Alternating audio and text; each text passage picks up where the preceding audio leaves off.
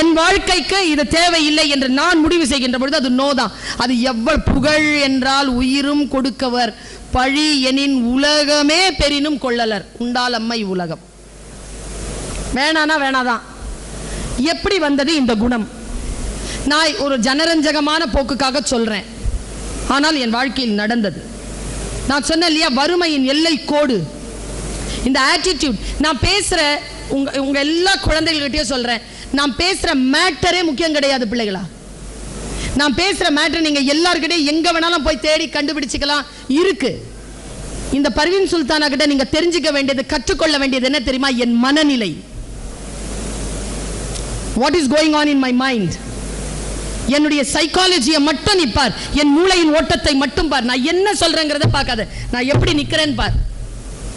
இத்தனை அவையில் இத்தனை பிள்ளைகள் நிற்கும் பொழுது, அவையில் பிள்ளைகள் போய்கொண்டே இருக்கும் பொழுதெல்லாம் நான் எழுந்துச்சு வெளில போய்கிட்டே இருப்பேன். ஆனால் நான் ஏன் நிற்கிறேன் தெரியுமா? ஆரம்பத்தில் நான் சொன்னதுதான். வாழ்க்கை ஒரு சிலந்தி இருக்குன்னு வச்சுக்கோயே, அந்த சிலந்தியை நான் ஏதோ ஒரு காப்பாத்தி விடுறேன்னா இந்த உலகத்தை நான் மாற்ற மாட்டேன். ஆனால் அந்த சிலந்தியின் உலகத்தை மாற்றுவேனா இல்லையா? ஒற்றை உலகம் தானேப்பா. இந்த ஒற்றை உலகத்தை மாற்றுவதற்கான முயற்சி தான் என்னுடைய முயற்சி. Say no. உன்னுடைய வாழ்க்கையில் சில விஷயங்கள் உன்னை மீறி வருகின்ற பொழுது சைலண்ட், கீப் சைலண்ட். கடந்து போகட்டும், அமைதியா இரு. ஒத்துக்காத, ஏத்துக்காத. நோ. பாரு, ஒரு விஷயத்த சொல்றேன். நாங்க 5 பேர்ப்பா எங்க வீட்டில். எனக்கு ஒரு அண்ணன், ஒரு அக்கா, ஒரு தம்பி, ஒரு தங்கச்சி. எல்லாம் ஒன்று. இதில் நடுவில் பிறக்கிறதுல ஒரு சிரமம் இருக்குப்பா. பெரியவங்க கிட்ட பேச முடியாது, என்ன பெரியவங்கன்ற மரியாதை இல்லை அப்படின்றவாங்க. சின்ன பிள்ளைங்கிட்ட பேசினா என்ன, சின்ன பிள்ளைங்களோட போய் மல்லுக்கு நிற்கிற, அதுங்க உடுத்து கிழிக்காதது எனக்கு வரும். நான் கிழிச்சிடறேன்னா என் கண் முன்னாலேயே அந்த 2ம் புதுசாக போடும். கொடுமை நடு பிள்ளையாக இருக்கிறது. இதில் வந்து ஃபஸ்ட்டு செகண்ட் தேர்ட்னு கொஞ்சம் சின்ன பிள்ளையாக நான் இருந்தேன். எனக்கு என்ன ஒரு 10 வயசு இருக்கும். எங்கள் அக்காவுக்கு 12 வயசு. காலையில் அது பால் வாங்க போகும்பா, பட்டன் பால். எங்கள் அம்மா ஏன் பட்டன் பால்னா அதில் 2 ரூபா குறைச்சல். ஆமாம், பேக்கெட் பால், அந்த பாட்டில் பால் வந்துச்சுன்னா 2 ரூபா அதிகம். அது வெண்ணெய் கட்டி இருக்கும், 2 ரூபா அதிகம். அதனால் பட்டன் பால் போய் வாங்க விடுவாங்க. அது 5:30 மணிக்கு போவோம். போகும்போது பாவமாக இருக்கும். அது என்னை எழுப்போம், சுல்தானா கூட வாயேன்னு. நான் தூங்கிடுவேன். நான் ஒரு நாள் செய்யக்கூடாததை செஞ்சேன். இங்கே பாரு, யாரையும் பகச்சிக்காத, விளையாட்டா கூட பகச்சிக்காத, கிண்டல் பண்ணிடாத. அப்போ உனக்கு தெரியாது, பின்னால வந்து சேரும். அவங்களுக்கு ஒரு மூளை இருக்குல்ல, அது கோர்வை கட்டி உனக்கு வந்து நிற்கும். ஜாகிரதை. நான் என்ன பண்ணேன், அவள் என்னை எழுப்புனாளா, நான் எழுந்திருச்சு கேவலமாக அவளை பார்த்து ஒரு சிரிப்பு சிரித்தேன். போ அப்படின்னு. என்ன நினைச்சான்னு தெரியலப்பா. எங்கள் அக்கா நேராக வந்தா, 6:15 இருக்கும் வந்தா. நான் அப்போ தான் ப்ரஷ் பண்ணிட்டு நிற்கிறேன். எங்கள் அம்மா இட்லி சுட்டுட்டு இருக்குது. நேராக வந்து அந்த கேத்தலை டொங்குன்னு வச்சா இப்படி. இனிமேல் நான் பால் வாங்க போல அப்படின்னுச்சு.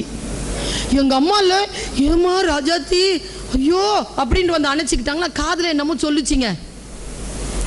அடுத்த நாள்லேருந்து பால் வாங்குற டியூட்டி எனக்கு. ஒழுங்கு மரியாதையாக சிரிக்காமல் இருந்திருக்கலாம். நான் சிரிச்சிட்டேன், பால் வாங்குற டியூட்டி வந்துருச்சா. அவகிட்ட கேட்குறேன், என்ன சொன்னேன்? ஏன்னா எனக்கு ஒன்று தங்கச்சி இருக்குது கீழே. ஏதோ ஒன்று சொல்லியிருக்கிறாள். சொல்லவே இல்லைங்க. அது கில்லாடி. அவ சொல்லவே இல்லை. 3 மாசங்க. அவள் பாத்திரம் தேய்க்கிற டைமில் நான் பாத்திரம் தேய்க்கிற, அவள் தண்ணி.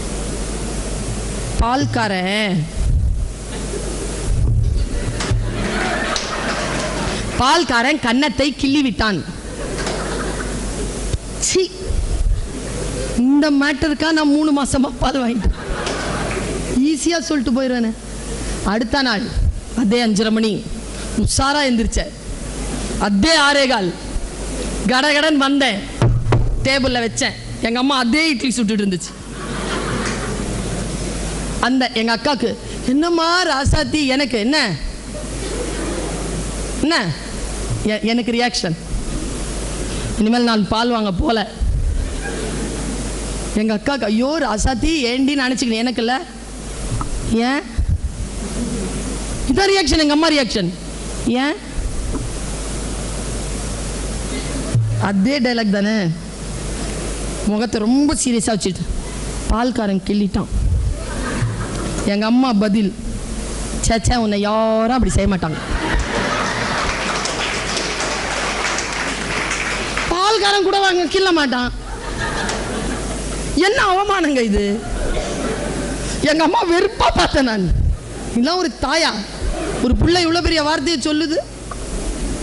ரொம்ப காலம் கழிச்சு எங்க அம்மாட்ட கேட்டேன், ஏமா அவமானப்படுத்தின? யாரும் என்ன கொஞ்சம் கூட மாட்டாங்களாமா? அவ்வளோவாமா பயங்கரமா இருக்கிறேன், ஏமா அப்படி சொன்னேன்? அடி போடி பைத்தியக்காரி. அதுக்காக நான் சொல்லலடி, உங்க அக்கா பயந்தாங்கொள்ளி.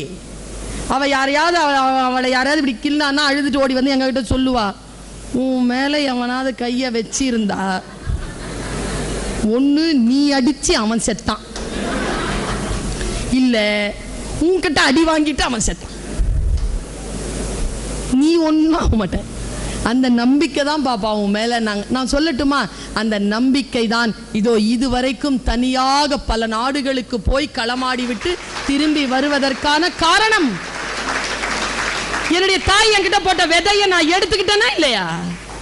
அதனால தான் நான் சொல்ல, அழகை சுமக்காதீர்கள் என் குழந்தைகளை.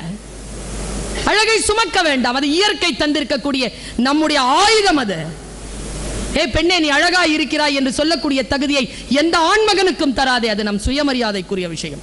இப்படி சொல்கிறார் சுவாமி விவேகானந்தர். அறிவாக இருக்க வேண்டுமே தவிர அழகாக இருக்க வேண்டிய அவசியமே கிடையாது. அது இயற்கையின் பொருள்.